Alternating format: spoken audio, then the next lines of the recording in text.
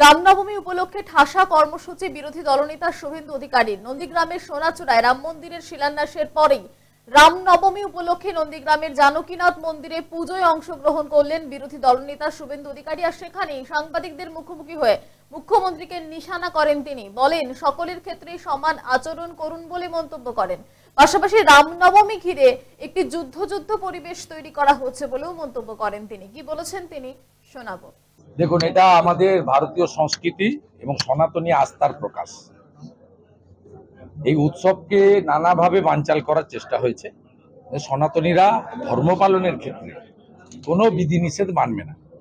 তো আমরা শান্তিপ্রিয় সনাতন, আমরা কখনোই এমন কোনো কাজ করব না যেটা আইন ভঙ্গের পর্যায়ে পড়বে।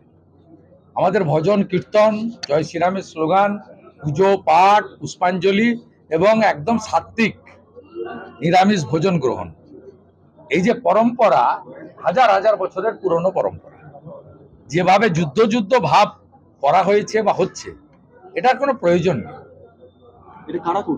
আর মুখ্যমন্ত্রী আজকে শুভেচ্ছা বার্তা দিয়েছেন রাম ছাড়াই রামনবমী, অথচ কয়েকদিন আগে ঈদের শুভেচ্ছা দিয়েছিলেন সমস্ত ধর্মীয় আবেগকে সম্মান দিয়ে।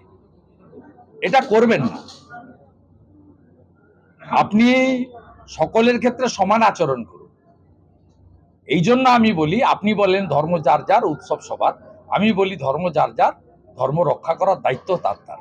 অন্যদিকে শুভেন্দু অধিকারীর এই বক্তব্যের পাল্টা কুণাল ঘোষ বললেন, যুদ্ধ পরিবেশ তৃণমূল নয়, তৈরি করেছে বিজেপি।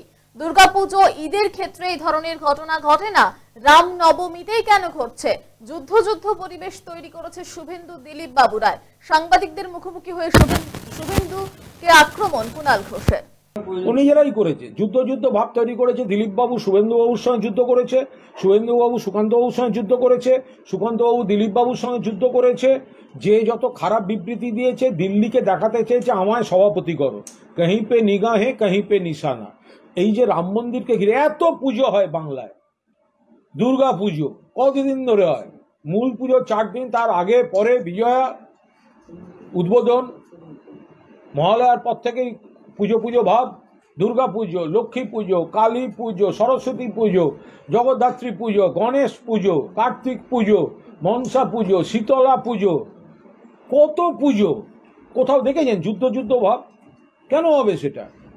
এই রামনবমীকে ঘিরে বিজেপি একটা ধর্মীয় হিংসা প্ররোচনার নিজেরা ডায়লগবাজি করতে গিয়ে এগুলো তৈরি করে। বাংলার মানুষ এসব পছন্দ করেন না, প্রত্যাখ্যান করে। এবার সক্রিয়ভাবে রামনবমীতে অংশ নিল তৃণমূল সাংসদ কল্যাণ বন্দ্যোপাধ্যায়। প্রথমে শ্রীরামপুরের বিবিদের স্ট্রিটে হনুমানজির পুজো করলেন তিনি। সেখানে অঞ্জলি দিতেও দেখা যায় সাংসদ কল্যাণ বন্দ্যোপাধ্যায়কে। সেখান থেকেই তিনি চাপদানি একাধিক মন্দিরে হনুমানজির মূর্তিতে মালা দেয় এবং সেখানে পুজোও করেন। সেখানেই সাংসদের মুখে শোনা যায় রাম নাম জপ, জয় হনুমান এবং জয় বজরংবলীর নাম করে। তিনি বলেন, এগুলো শুভেন্দু অধিকারীর বা একার নয়, বিভিন্ন মন্দিরে তিনি পুজো দেন এবং লাড্ডুও খান। শুভেন্দু অধিকারীকে সাংবাদিকদের মুখোমুখি হয়ে কড়া ভাষায় আক্রমণ শানিয়েছেন কল্যাণ বন্দ্যোপাধ্যায়। কি বলেছেন তিনি এদিন শোনাবো আপনাদের। ওই বিজেপির সেই গুন্ডাটা কই যে বলেছিল কোটি লোক নিয়ে হাঁটবো, কোথায় গেল সেই গুন্ডাটা? বেটা নন্দীগ্রামের গুন্ডামি করলেই কেলানি খাবি। আমরা প্রত্যেক বছরই পুজো করি, তো গত বছরও করেছি, তার আগের বছরও করেছি। তুই প্রত্যেক বছরই একই প্রশ্ন করো, আমিও একই উত্তর দিয়ে যাই। 2019 সালের পর থেকে রামনবমীর একটা প্রভাব পড়েছে, বিজেপি চাইছে যে বিজেপি হিন্দু ভোটটাকে এক করতে। শোনো, ওভাবে হিন্দু ভোট হয় না। যারা যে হিন্দু সমস্ত ধর্মের মানুষকে ভালোবাসে, তারাই হচ্ছে আসলি হিন্দু। যে হিন্দুদের মধ্যে ঘৃণা ছড়ায়, অন্য ধর্মের মধ্যে দিয়ে ঘৃণা ছড়ায়, তারা মেকি হিন্দু। এরা হিন্দুই নয়, এরা হিন্দুর নামে রাজনীতি করে আর হিন্দুর নামে ব্যবসা করে খায়। কিন্তু আসলি হিন্দু কখনো ভাগাভাগি করে না।